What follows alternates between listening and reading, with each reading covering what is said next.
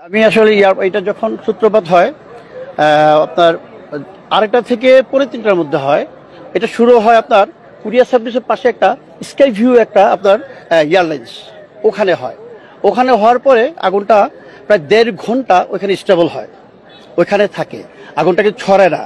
এর মধ্যে fire brigade চলে আসার আমরা যখন আগুনটা দেখি তখন আমি আবার কুরিয়ার সার্ভিস ইনচার্জ কুরিয়ার সার্ভিসে ঢোকার জন্য আমরা চেষ্টা করতেছিলাম। ফায়ার ব্রিগেড আমাদের ঢুকতে দিল না, বললো যে এখানে ঢোকা যাবে না বলে আমরা তাহলে আপনার আগুন নেওয়ার ব্যবস্থা করেন। উনি বলে যে আমরা পারমিশন পাচ্ছি না সিভিলিউশনের।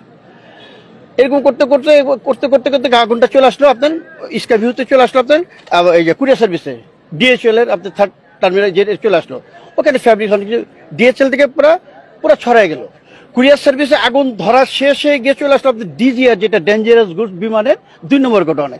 এইটুকু পর্যন্ত কিন্তু আসা প্রশ্নই ওঠে না। যদি আমরা ওইখানে ওটা ঠেকাই দিই, ওইখানে ঠেকানো হয় নাই। আগুনটা 1.5 ঘন্টা ওখানে ছিল। এরপর তাদের কোনো অ্যাক্টিভিটিস নাই বিতর্কিত। ওইখান থেকে চলে গেল আপনার আগুনটা সরাসরি চলে গেল কোথায় আপনার 2 নম্বর গোডাউন থেকে আপনার 3 নম্বর গোডাউন থেকে 2 নম্বর গোডাউনে ওয়্যার হাউস, যেটা ওইখান থেকে চলে গেল আপনার 1 নম্বর গোডাউন, যেটা আপনার ইলেকট্রনিক্স তারপরে বিভিন্ন গিফট আইটেম যেগুলি যা আছে সবগুলিতে চলে যাওয়ার পরে ওনারা আগুন নিভাতে পারছেন। আমি বলছি আপনারা যদি আগুন নিভাতে না পারেন, পানি না থাকে বলেন, আমি আমার এখান থেকে পানি দিই। আমার পানি লাইন আছে, ওই যে ফায়ার ব্রিগেড দেওয়া যায় না, ওনারা পানি মারতে পারবে না। সমস্যা কিসের সমস্যা? আগুন বেশি জ্বলবে। এভাবে জ্বলতেছে এখন পর্যন্ত জ্বলতেছে, কিন্তু এই কোনো প্রতিকার হয়নি। আর ভিতরে আপনার ক্যানোপি থেকে আগুন মারবে, গাড়ি বাইরে দিয়ে কিভাবে পানি মারবে? বাইরে থেকে একটা মশার ঢোকার জায়গা রাখে না, কারণ রেস্ট্রিক্টেড এরিয়া। ওখান থেকে পানি আমি কিভাবে মারবো? আমার মারতে হলে আমি ক্যানোপিতে ঢুকে যাবো, 8 নম্বর গেট দিয়ে ঢুকে আমার পুরো ওপেন, তখন আমি গাড়ি পুরো ভিতরে ঢুকাই দিয়ে তখন পানি মারবো, আগুন নিবে।